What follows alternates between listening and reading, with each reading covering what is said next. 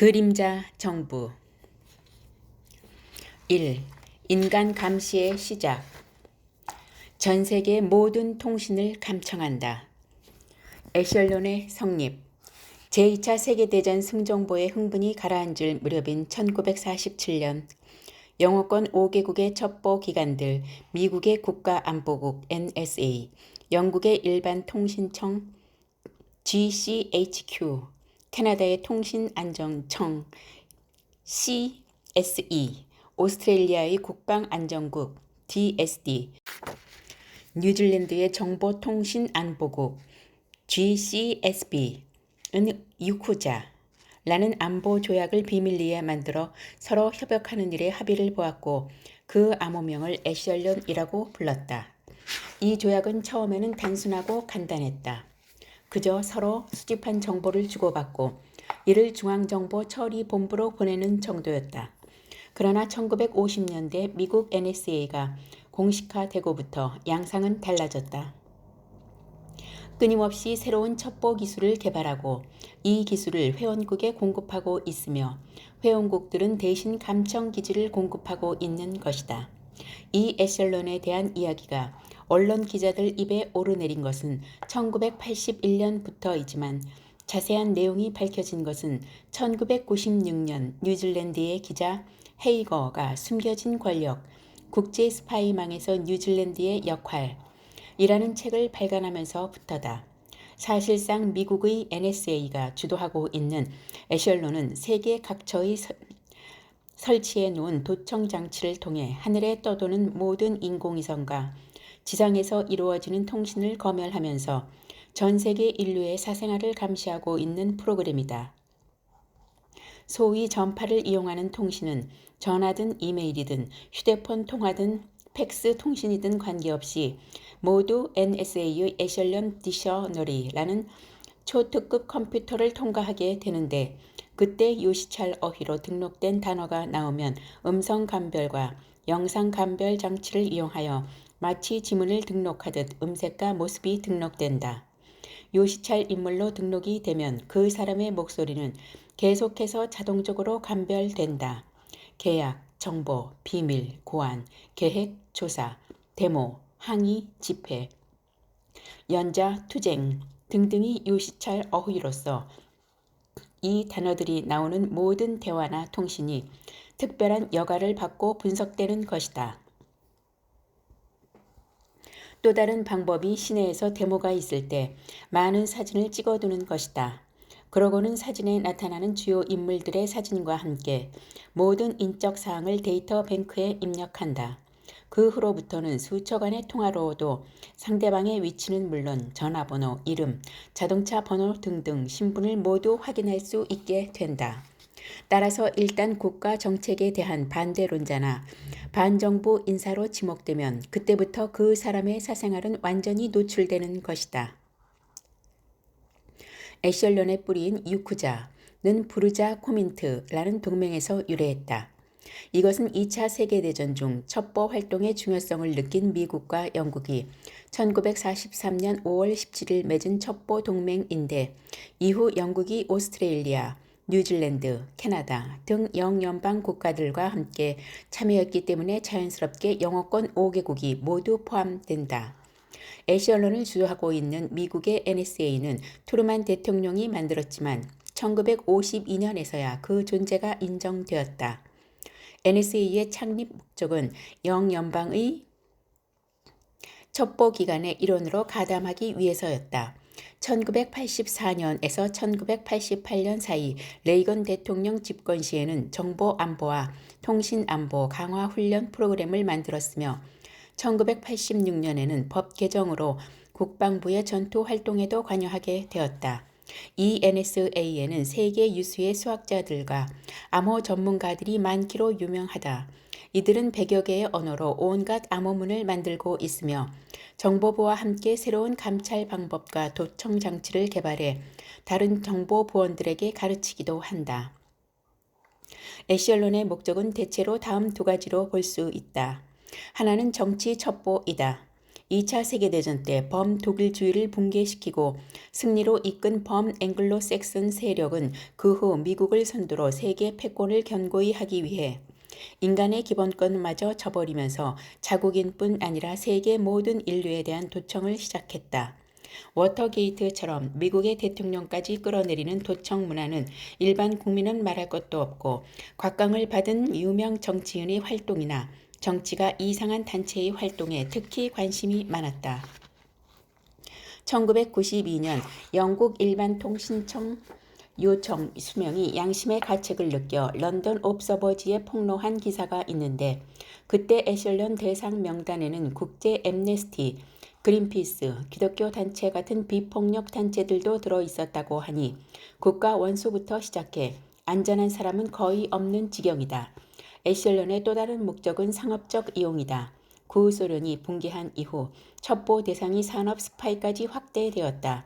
이를 정당화하기 위해 이들은 국가 안보의 정치 분야뿐 아니라 경제와 상업가, 자국 회사들의 이익까지 포함시켰다. 그래서 미국 상공부 내에 각 사업체로 정보를 알려주기 위한 첩보 연락실을 설치하기도 했다. 이들은 전 세계 요지마다 도청 장치를 설치해 놓았고 7대양 요소 정찰용 선박을 배치해 놓았다. 우리 머리 위로는 극비의 인공위성들이 우리를 정찰하고 있어 이 도청망을 벗어날 수 있는 곳은 세계 어디에도 거의 없는 실정이다. 영국의 일반통신청은 유럽, 아프리카, 러시아를 담당하고 있으며 오스트레일리아의 국방안전국은 공동으로 동남아시아, 남서태평양 지역과 동쪽 인도양 지역을 관장하며 뉴질랜드의 정보통신보안국은 남태평양 지역, 특히 남태평양의 여러 작은 섬들을 관찰한다. 캐나다의 통신안전청은 북부 러시아와 북부 유럽 그리고 미국을 담당하고 있다. 이들이 설치한 주요 시설 중에는 인셀세드와 인마르샤트라는 인공위성이 있다. 적도 위 고정 궤도에 배치되어 있는 20개의 인텔세트는 민간 통신을 주로 감시하고 있으나 각국 간의 외교 통신과 UK, USA의 감심사가 되는 일 또한 특별 감찰을 하고 있다. 영국 모앤스토우에서는 대서양과 인도양을 지나면서 수집한 정보를 인셀세트로 하여금 유럽과 아프리카와 서부 아시아에 송신하도록 관장하고 있고 미국 시애틀 근교의 아키마는 극동과 태평양 지역 및 북반구에서 수집한 정보를 관장하고 있으며 이에 더하여 NSA는 버지니아주 수거 그로브에서 남북미를 통괄하고 오스트레일리아 DSD는 서부의 제랄트론에 그리고 뉴질랜드의 CSB는 와이호파이에 시설을 만들어 태평양 연안, 남태평양, 아시아 지역을 각각 담당하고 있다. 그런가 하면 브라질과 앙골라 중간쯤에 위치한 대서양의 아센숑 섬은 남반부를 지나는 인텔세트 인공위성과 연결되어 있는 것으로 직감되고 있다. 그 외에도 오스트레일리아의 쇼알만, 독일의 버드 아이블링, 캐나다의 레이트 림, 일본 혼슈 북단에 있는 아오모리 현의 미사와 시에도 기지가 있다. 쇼알만에는 인도네시아 인공위성만 특별히 상대하는 시설이 있는가 하면 레이트림 기지에서는 멕시코 전하국 모렐로스 인공위성을 포함하여 멕시코 전체와 라틴 아메리카의 특별 대상으로 하는 시찰도 있다. 약 100여 개의 UKUSA 라디오 청취 기지가 미국의 제외국 기지에 설치되어 있다. 이 기지들은 인공위성 시대 전까지는 대개 라디오 전파를 이용한 통신이 대부분이었기 때문에 매우 중요한 기능을 했다. 특히 고주파 라디오 전파 통신은 인공위성을 이용한 통신 방법이 보편화된 지금도 특별한 목적으로 많이 사용되고 있다. 고주파 통신은 군선박이나 항공기에 주로 사용하는 방법이며 VHF나 UHF는 자국 내 군통신 방법으로 애용되기 때문이다. UKUSA 네트워크 중에서 중요한 라디오 시설은 뉴질랜드의 탄지모아나와 오스트레일리아의 바마가와 케이프 요크 NSA와 GCHQ 합동으로 운영하는 인도양의 디에고 가르시아 초호가 유명하다. 그리고 고주파 방향탐지 네트워크라는 것이 있는데 이는 통신 내용을 분석하는 일보다는 군사 목적으로 이동하는 선박이나 항공기 등의 이동 상황을 기록하는 중요한 역할을 한다. 캐나다 CSE의 UKUSA 고주파 방향 탐지 네트워크는 클래식 불스 I라는 코드명으로 냉전 시대의 태평양과 대서양에 움직이는 소련의 선박과 잠수함 따위의 이동 상황을 감시했다. 대서양 쪽에는 온타리오주의 킹스톤과 레이트림, 뉴파운드랜드의 겐더가 있고 태평양 쪽에는 캐나다 가장 북쪽 북극해에 있는 엘러트에서 블라디보스토크와 페트로파블로브스크를 감시했으며 밴쿠버 섬 북쪽에 위치한 퀸 샤롯 섬의 메세트에서는 NSA의 지휘하에 태평양 항로를 이용하는 상선을 포함한 모든 이동을 관찰했다. 또한 미국 텍사스주 산 안토니오의 레드랜트 공군기지의 작은 촉탁시설이 있는데 그 목적은 라틴 아메리카의 통신을 도청하기 위한 것으로 알려져 있다. 소위 진공청소기라는 별명으로 불리는 여러 개의 인공위성들을 UKUS와 CIA와 국가첩보실이 합동으로 설치했으며 옆의 표와 같다. 이 감시용 인공위성들은 거대한 두꺼비처럼 전 세계의 라디오 및 TV를 포함한 모든 전자장치를 이용한 통신 매체의 전파를 삼킨다. 이것은 우리가 사용하는 가정전화기의 휴대전화는 물론 팩스나 이메일, 통신 따위가 모두 포함된다는 뜻이다. 이렇게 해서 얻어진 자료는 주로 영국의 맨 위드 힐과 중부 오스트레일리아의 파인갭이란 곳으로 보내져 분석된다. 맨 위드 힐 기지는 영국 요크에 위치하고 있다. 이 기지가 중요하다는 점은 1998년 1월 유럽 의회의 STOA 보고서에 잘 나타나 있다. 유럽 내의 모든 이메일과 팩스 통신은 미국 NSA에 도청당하고 있다. 유럽 대륙에서 수집된 모든 정보가 런던을 거쳐 맨 위드힐로 전송되어 여기서 인공위성을 통하여 미국 메릴랜드주 포트메드로 전달된다. 맨 위드힐 기지의 존재와 중요성에 대한 경고는 영국의 언론인 캠벨에 의해 1980년 처음 세상에 드러났다. 사실 맨드힐 기지는 1951년 미 공군이 영국 국방성과 임대 계약을 했던 곳인데 1966년부터 NSA가 사용해 오고 있다. 이 기지는 1970년대 중반까지는 국제 대행 전화 업체와 비외교 통신에 대한 도청을 주로 해왔으나 1960년대 초반 IBM의 고성능 컴퓨터를 도입하고 1974년에 기본 시설에 8개의 거대한 접시 안테나를 설치하고 나서부터는 정보와 군대의 상업적 가치가 있는 정보, 텔렉스, 전화 통신을 다량 도청하고 분석하고 있다. 맨 위드힐 기지가 세상에 공개된 것은 1997년 기지 측이 데모하던 여자 2명의 무단 침입죄로 고소한 사건 때문이다. 그들이 재판을 받는 중에 세상에 놀랄 만한 정보가 공개되었다. 증인으로 출두한 영국 전화국의 비상사태계획 부서의 책임자 모리스가 영국에서 가장 으뜸가는 광 케이블 전화선 트렁크가 최초 세계는 맨 위드힐 기지의 통과한다고 말한 것이다. 트렁크의 광 케이블 다발 하나가 10만 회선이 동시 통신 기능을 갖고 있는데 영국 통신망의 심장부가 맨 위드힐을 통과하게 만들어 미국으로 하여금 도청을 허락한 것이라고 설명하였다. 이때 크립트리 판사는 모리스의 증언을 중지시키고 영국의 안보 문제를 공개한다고 꾸짖었다. 캠벨에 의하면 맨 위드힐과 영국 전화국이 1975년 비밀 스파이 협력 프로그램의 일환으로 헌터스스톤에 있는 영국 전화국 기지와 거기서 4마일 떨어진 맨 위드힐 기지를 코엑셀 케이블로 연결해 놓았으며 이 연결은 지금도 유지되어 있는 상태라고 했다. 또 맨 위드힐에는 그 외에도 트라우드맨, 울트라푸어, 토털라이저, 실버 위드, 로커스 등 SIGINT 정보 수집 시설이 있어 그 규모와 성능은 일반인들은 들어보지도 못한 미래의 세계에 도달해 있다고 할 수 있다. 여기에 전자 파장으로 된 자료가 들어오면 실크워스 같은 거대한 컴퓨터에 입력되어 음성 및 화상 분별을 하고 분석하게 된다.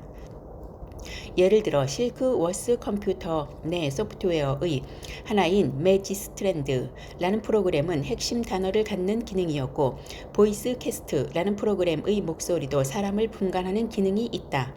각 기지는 나름의 지역주 특수성에 따라 키워드 사전을 만들어내고 필요에 따라 그 내용을 첨가하기도 하고 삭제하기도 하며 변경하기도 한다. 그리고 각 기지마다 서로 코드로 통하게 된다. 즉 카우보이 하면 야키마 기지를 말하고 프린트락 하면 와이호파이 기지를 말한다. 그래서 수집된 정보는 필요에 따라 해당 기지로 보내지기도 하고 코드에 따라 분류되기도 하는데, 일본의 외무성 관계 정보는 5535 문제의 기술 분야는 8182식으로 4자리 숫자 코드를 사용하고 시간과 장소를 나타내는 코드가 있어 바코드 형식으로 일련 번호에 의한 분류와 분석을 용이하게 하고 있다. 또 알파는 GCHQ를 말하고 에코는 DSD를 말하며 인디아는 GCSP를, 유니폼은 CSE, 오스카는 NSA를 지칭하며 플랫폼이라고 하는 컴퓨터 시스템을 통해 UKUSA 체제의 각 기지로 보내진다. 이렇게 전 세계적으로 수집 채취하여 분석된 정보는 다음날 최종적으로 해당 분석관에게 전달된다. 여기서 직접 사람이 분석하고 정리하는데, 여기서도 종류와 정도에 따라 다시 분석된다. 즉 모레이는 비밀, 스코프, 모레이보다 더 은밀한 비밀, 옴브라는 최상급 비밀, 감마는 러시아 도청, 두루이드는 UKUSA 회원국이 외의 정보를 가리킨다.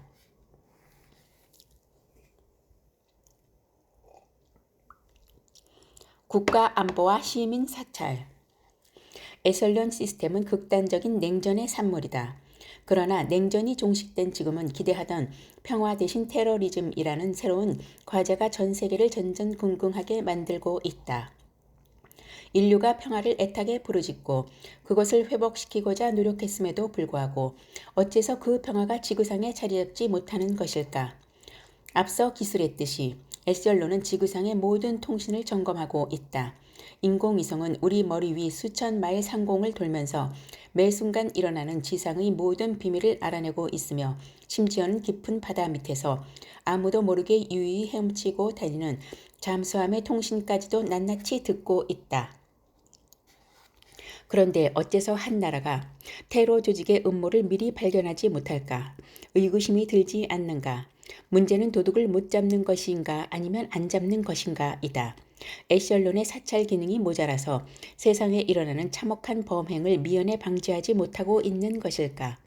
현재 우리는 세상에 에셜론이 존재하고 있으며 그 기능과 역할이 무엇인지 알고 있다. 에셜론은 지구상 모든 인류의 기본 권리인 사생활 보장권을 침해하고 있다. 그러나 우리는 특히 미국 시민은 이를 없애지 못하고 있다. 없애기는커녕 오히려 더 심한 개인 사찰을 요구하고 있다.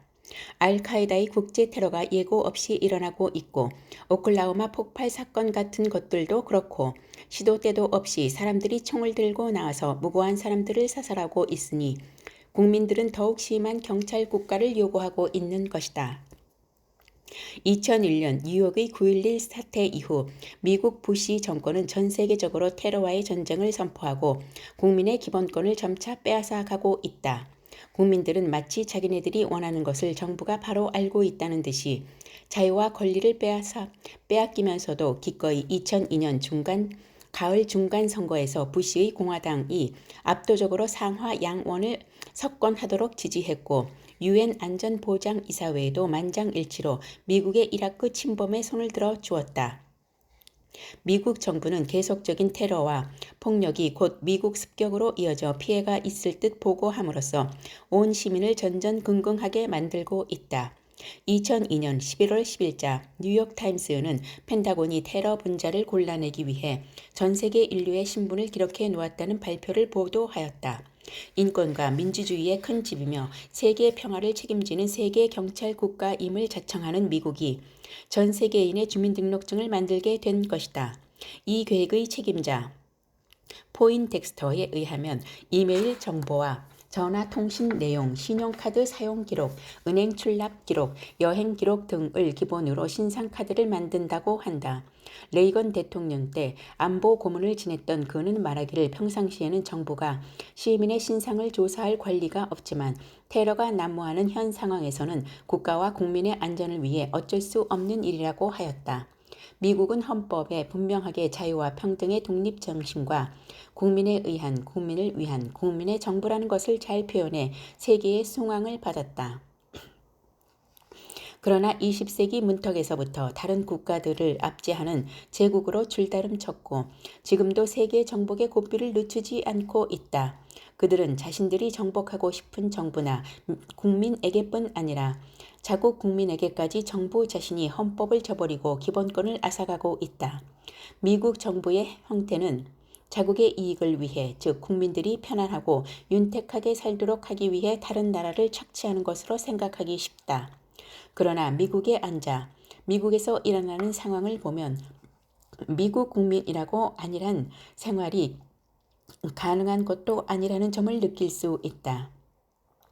미 국민도 다른 어느 나라 사람들과 마찬가지로 전전긍긍하는 생활을 영위하고 있으며 미국 사회라는 것이 날로 험악해지고 무법천지로 변해가는 것을 볼 수 있다. 세계 무적의 미국이 날로 강성해가는 마당에 왜 미국 시민들의 생활은 이리도 힘들어지고 있는 것일까? 미국이 한국서 종주국 노릇을 할지 모르나 미국 시민들의 생활은 일본이나 한국의 그것보다 더 어렵고 위험하지 결코 아니한 것은 아니다.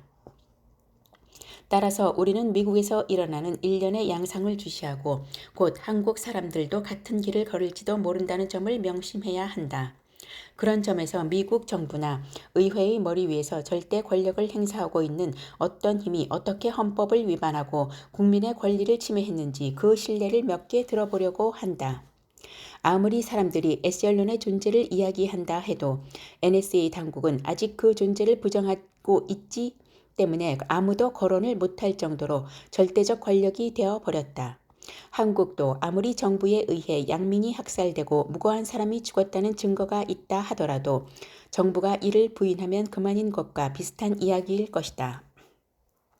쇤락 작전 1945년 미국은 쇤락 작전이란 명칭 아래 미국에 들어오거나 나가는 모든 정보문을 복사하여 감시하기 시작했는데 이 작전에는 RCA, ITT, 웨스턴 유니온 같은 개인 회사가 동참했다.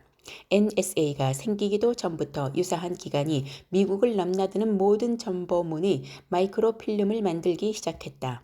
자장 테이프로 모든 전신 전문을 기록했고 하베스트라는 컴퓨터를 통해 특정한 키워드를 찾는가 하면 발신자와 수신자의 이름이나 주소 등을 찾아 조사하기 시작했다. 쇤락 작전의 전성기였던 1966년에는 통신회사들이 집결되어 있는 뉴욕 맨하튼에 LP 메들리라는 코드명을 가진 유령 통신회사를 차려놓고 월 평균 15만 개의 전문을 복사해 분석했다고 한다. 그러나 1975년 NSA 국장 알렌 때 의회에 들통이 나서 결국 이 작전은 갑작스런 종말을 맞았다. 미나렛 작전 이것은 쇤락 작전의 자매 프로그램으로 FBI 등 각 정보기관을 위해 유실찰 인물 명단을 만드는 일이었다. 이 명단에 수록된 이들 중 우리가 알만한 사람은 인권운동가 마틴 루터 킹 목사와 말콤 X, 배우 겸 사회정의운동가 제인 폰다, 가수 겸 인권운동가 조원 바이스, 평화운동가 벤자민 스폭 등이 있다. 1972년 흑인 판사 키스의 유명한 판결이 있었다. 이는 정부의 시민 도청 문제에 도전한 싱클레어라는 사람의 고소에 의한 판결이었다. 키스는 민주주의 사회에서 모든 사람은 정치에 대한 의견이나 그 믿음에 따른 활동에 관계없이 동등하고 대등한 처우를 받을 권리가 있다. 정부는 두 가지의 잣대로 국민을 조사하고 범법자로 취급하는 권리를 가질 수 없다. 그러한 권리를 한 사람이 갖는다는 것은 우리의 헌법을 만든 조상의 뜻이 아닐 뿐더러 오늘날 이러한 일은 절대 용납될 수 없다고 하면서 정부는 정부 전복이나 불법적인 파괴 행위로부터 국가를 보호할 권리는 있으나 법적 근거 없이 시민을 도청할 권한은 없다고 했다. 이 판결문은 지금도 미국 정의사회의 규범이 되고 있다. 이때 닉슨 대통령은 이 판결에 불복하고 대법원에 상고했으나 대법원의 키스의 판결에 손을 들어 주었다. 이 덕분에 미나렛 작전이 법무부에 노출되어 압력이 가해지면서 당시 검찰청 장관 피터슨은 미나렛 작전을 폐지했다. 그러나 법무부 산하 조직인 FBI는 계속 NSA와 합작하여 활발하게 요시찰 인물들을 감시하게 된다. 1967년부터 1973년 사이 5,925명의 외국인과 1,690개의 단체를 비롯하여 수많은 미국 시민들이 요시찰 명단에 올라 도청과 감시를 당했다. NSA가 미나렛 작전에 개입되었다는 사실을 비밀에 붙이고 있을 때인 1975년 NSA 국장 알렌이 의회 청문회에서 증언할 때 NSA가 미국 시민 3,900명에 대한 요시찰 보고서를 만들었으며 1952년부터 1974년까지 최소 7만 5천 명에 대한 도청을 실시했다고 말했다. 카오스 작전 NSA가 쇳낙 작전이나 미나렛 작전을 통해 미국 시민의 사생활을 엿보고 있을 때 CIA는 국내 스파이 활동을 강화하기 위해 카오스 작전이란 것을 만들었다. 그때까지 CIA의 목적은 국외 첩보 활동이었는데 존슨 대통령은 CIA로 하여금 DOD라는 부서를 만들어 국내 사찰을 하도록 했다. 그 목적은 국내의 사찰 활동의 중심이 되어 타 기관과 동조, 협력 지시하는 책임을 가지라는 것이었다. 이어서 존슨 대통령은 CIA의 맥콘 국장에게 베트남전을 반대하는 대학가의 운동권 학생들을 사찰하는 목적으로 2개의 작전을 조직하라는 명령을 내렸다. 하나는 저항작전으로 대학 당국 및 지방경찰과 협력하여 대학 내 운동권 학생들을 골라내고 정치적 사상이 의심스러운 사람들을 색출해내는 과업이고, 다른 하나는 메리 맥 작전으로 워싱턴 DC 부근에서 일어나는 데모를 관찰하고 그 내막을 조사하여 사찰하는 일이었다. 그리하여 CIA는 운동권 학생들을 사찰하기 위해 지방경찰과 함께 개인주택을 무단 출입하여 전자도청을 하고 문제의 학생들을 잡아다 신문도 하게 된다. 그리고 1969년 닉슨이 대통령이 되면서 모든 국민 사찰 업무를 통합하여 카오스 작전 아래 두게 된다. 그런데 1972년부터 1974년의 워터게이트 사건으로 정부의 많은 불법 행위가 폭로되면서 카오스 작전이 노출되어 자국 시민에 대한 불법 도청 활동이 빈번했음이 드러나 결국 CIA는 이 작전을 그만둘 수밖에 없었다. 록펠러 위원회가 대통령에게 보고하기 위해 만든 미국 내의 CIA 활동에 관한 교회 분회 및 위원회라는 보고서에는 미국 시민 7,000명을 포함한 1만 3,000명과 1,000개의 국내 단체에 대한 사찰 기록이 있다. 외국 첩보기관 사찰 재판소 1978년 미 의회는 여러 첩본 정보기관의 요청에 따라 외국 첩보기관 사찰 법령이라는 것을 통과시키고 그 일환으로 외국 첩보기관 사찰 재판소라는 국가의 최상급 비밀을 다루는 재판소를 설치하였다. 이것은 FBI나 CIA가 외국 기관이나 외국인이 첩보 활동을 한다는 충분한 의혹이 있을 때 전자도청 활동을 허락받기 위해 재판을 거치는 것이었다. 그러나 1995년에는 의회가 정보수사기관으로 하여금 은밀한 주거 침입을 허락하도록 하는 권한을 재판부에 부여하였다. 법무부 건물 최상층에 위치하여 7명의 판사가 주관하는 이 재판소는 창설 이래 20여 년 동안 1만여 건의 신청이 들어왔는데 그 중에 단 한 건만 기각되었다고 한다. 그것은 레이전 행정부를 사찰하겠다는 요청이었다. 애당초 이 재판소의 설립 목적은 헌법에 명시된 국민의 기본 권리를 보호하는 것이었는데 결국 정보부의 애견으로 전락하고 말았다. 정적 감시 캐나다의 전직 스파이로 일하다 양심선언을 하고 뛰쳐나와 세계 국민들에게 경계심을 역설하고 다니는 프로스트는 다음과 같은 사실을 폭로한 일이 있다. 영국 수상 마가렛 대처는 자기 강요 중에 2 장관의 충성심에 의문이 생겼다. 그래서 1983년 2월 영국의 정보부처인 GCHQ에 그 2 장관을 감시해서 보고할 것을 부탁했다. 그러나 발각되었을 때의 그 파문은 고려한 GCHQ는 캐나다 CSE에 3주일간만 대신 일을 맡아달라는 의뢰를 하게 된다. 그래서 CSE 네프로스트의 상관 보만이 직접 런던으로 가서 일을 무사히 끝내고 도청한 테이프를 GCHQ에 넘겨주어 모두가 만족하게 되었다. 이렇게 법적으로 곤란한 일을 회피하기 위해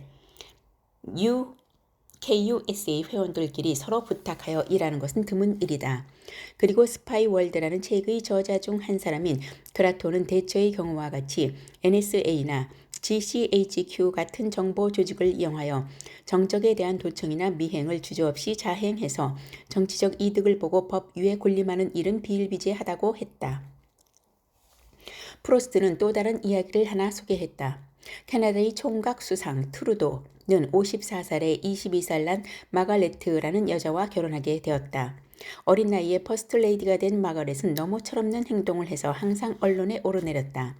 이때 캐나다 경찰 RCMP는 CSE의 프로스트에게 와서 마가렛이 상습적으로 마리화나를 사서 피고 있다는 심증이 있으니 도청을 해달라고 강력하게 요청을 했다.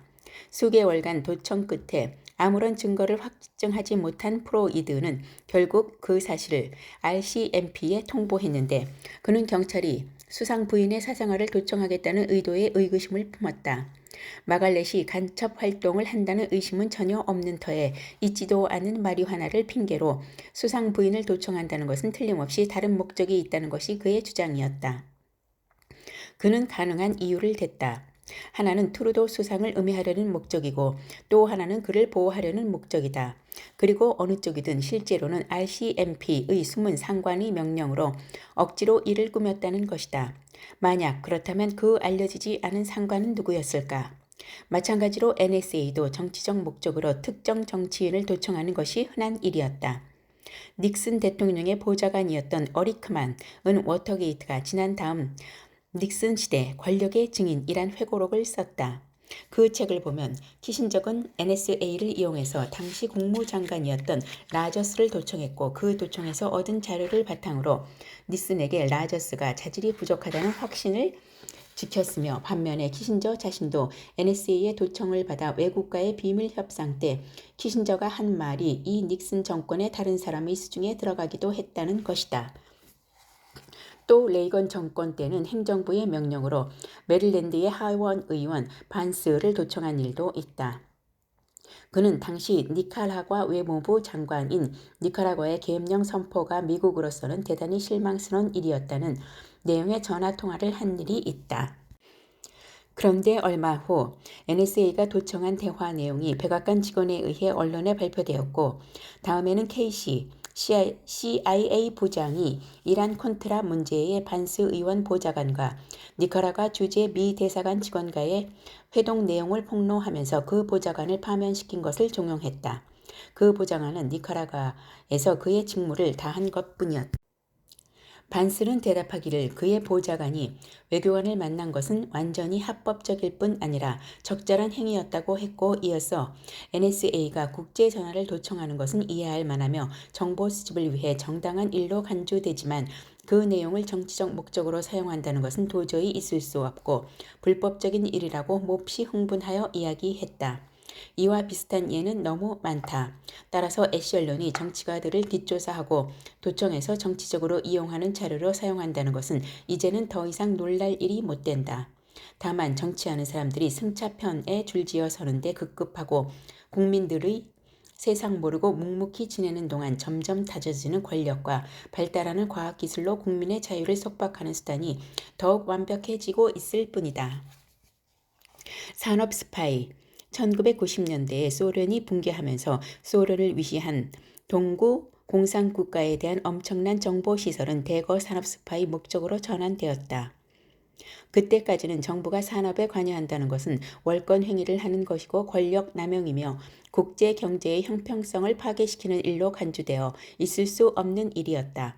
그러나 그들이 활동이 경제계에 파고 들어가면서 이것을 정당화시키는 일이 필요하게 되었다. 그래서 국가안보의 정의에 경제도 안보라는 뜻을 포함시키고 첩보 조직을 이용하여 자국의 경제 활동을 돕는 일은 국가안보와 직결되는 일이 되었다. 이러한 논리는 물론 억지에 불과하지만 억지로라도 대의 명분을 내놓고 자국 기업체 간의 경쟁에도 정치적 이득에 따라 특정 업체를 우대하거나 정치 자금이나 공작금을 많이 제공해주는 업체에 특혜를 주는 것은 어찌 보면 당연한 일이다. 클린턴 대통령은 1993년 1월 백악관에 들어가자마자 국가경제협의회 내에 산업첩보시설을 만들어 특정한 업체에 혜택을 주도록 명령했다. 애쉬 언론이 국제적으로 산업 스파이 활동을 한다는 것은 새로운 일이 아니지만 클린턴 시대에 와서 좀 더 영역을 넓혔다고 할 수 있다. 1990년 독일의 슈피겔지에 의하면 일본의 NEC라는 인공위성 제조 회사와 인도네시아 간 200억 달러 상당의 계약이 진행되는 동안 NSA가 도청한 일이 있다. 당시 대통령인 아버지 부시가 미국 회사를 대신해 관여한 결과 NEC 단독으로 한 일을 미국의 AT, T사와 합동으로 계약하게 되었다. 또한 1995년 12월 15일자 볼티모어 선 기사에 의하면 1994년 브라질의 레이더 시스템 판매에 미국의 레이티온사보다 프랑스의 톰슨 CSF사에 낙찰될 확률이 높다는 사실을 도청한 CIA와 NSA가 레이티온사에 그 내용을 알려주어 판매를 성사시킨 일도 있다. 그런가 하면 1993년 9월 클린턴 대통령은 CIA에 명하여 일본 자동차 회사로부터 공해 물질을 배출하지 않는 차를 고안해 내는 법을 훔쳐 미국의 포드, 크라이슬러, GM 자동차 M사에 제공해 줄 것을 명령했다고 한다. 또 1995년 뉴욕타임즈는 일본과 미국이 제네바에서 자동차 통살 마찰에 의해 협상할 때 미리 도커에 주재하고 있던 NSA와 CIA가 도청한 기록을 미국의 협상 대표단에게 제공해 주었다고 했다. 그뿐이 아니다. 클린턴 대통령은 1993년 시애틀에서 아태 경제협력회의가 있을 때 각국 대표들이 투숙하고 있는 약 300여 개의 호텔 객실을 모두 도청하라고 FBI와 NSA에 명했다고 한다.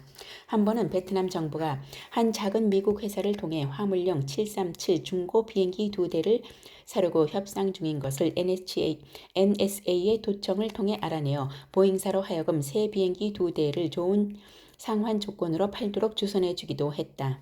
또 캐나다 CSE의 언어학자이며 분석가였던 쇼톤의 주장에 의하면 1992년 1993년 북미 자유무역 협상을 할 때 멕시코 협상 대표들을 계속 도청했는가 하면 1991년 한국이 600억 달러 상당의 캔두 원자로 세기를 협상할 때 한국 외무부를 도청하고 있다고 한다.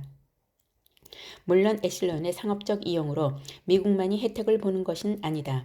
1981년 미국이 중국과 밀 수출 계약을 거의 맺기 직전 캐나다 주재 미국 대사의 휴대폰 통화 내용의 단서가 잡혀 캐나다가 이를 이용해 재빨리 손을 써서 미국 대신 중국에 250억 달러 상당의 밀을 수출한 일도 있기는 하다. 그러나 여전히 대부분 미국의 고객을 위하는 경우가 많고 때문에 록히드, 보잉, 로랄, TRW, 레이티온 같은 회사들이 애슐런을 위해 새로운 도청기기 연구 개발에 힘쓰고 있는 것이다. 세계 인류에 대한 경고. UKUSA와 애슐런은 자유진영과 공산진영 간 대결 구도의 소산으로 탄생했다. 세계 자유진영 국민들의 자유와 기본권을 지키기 위해 투쟁수단이란 미명하에 태어났던 것이다. 그러나 공산권이 붕괴한 이후 그 존재 이유를 잃어버렸음에도 불구하고 이제는 슬그머니 전 세계인을 감시하는 수단으로 둔갑했다. 물론 전 세계를 대상으로 감시폭을 확장할 수 있다는 것은 과학이 그만큼 눈부시게 발전했다는 증거이기도 하고 점차 싼 값으로 동시에 많은 사람들을 도청하고 가려내는 기술이 발달하기 때문에 그만큼 인류는 자유를 지키기 어려워졌다는 이야기도 된다. 그런데 안타깝게도 이런 것이 존재하는지도 모르는 사람들이 대부분이고 혹 애슐런이란 이름을 들어본 일이 있는 사람들도 자기와는 관계없는 일로 생각하는 것이 일반적이다. 조지 오웰이 1984년에서 표현된 바와 같이 이제 앞으로는 정부의 생각부라는 것이 생길 것이다. 이는 한낱 공상소설의 상상이 아니라 제3장에서 좀 더 자세히 설명하겠지만 이제 과학기술은 누가 어떤 생각을 하는지도 파악할 수 있게 되었다. 컴퓨터와 같은 사람의 두뇌에 생각을 다운로드하기도 하고 업로드도 하여 머릿속에 그들이 원하는 사상과 생각을 집어넣을 수 있는 것이다. 이제 정치적 사상은 물론 사랑마저 허락 없이는 불가능할 날이 멀지 않을 것이다. 그렇게 멀리 보지 않더라도 한국 국민들은 얼마 전까지 독재 군주가 어떻다는 것을 실제 경험하고 느끼고 있었다. 그래도 과거에는 5월 항쟁이나 6월 항쟁 같은 것도 가능했다. 이것은 에시언론에 비하면 한국의 정보 기술이 한 세대 뒤처져 있었기에 가능한 일이었지만 이때에도 권력자의 통치에서 벗어난다는 것은 어려웠다. 그 점에서 지금도 별반 차이가 없다. 그러나 앞으로 종말전쟁 이후 집권자의 국민의 생각을 마음대로 조정하고 탐지할 수 있다면 반항이나 대항은 상상조차 불가능할 것이다. 한국보다 훨씬 미국에 대한 입지가 우월한 유럽의회에서도 에시언론이 앞으로 어떻게 사용될 것이며 어떻게 사용해야 옳을 것인지를 두고 미국의 첨단 기술 활용 의도에 두려움을 표하고 있으며 이러한 기능의 오용을 막기 위해 미국이 함께 참여하여 상의해야 한다고 말하고는 있으나 정작 미국의 자기네와는 관계가 없는 듯 애써 외면하고 있다.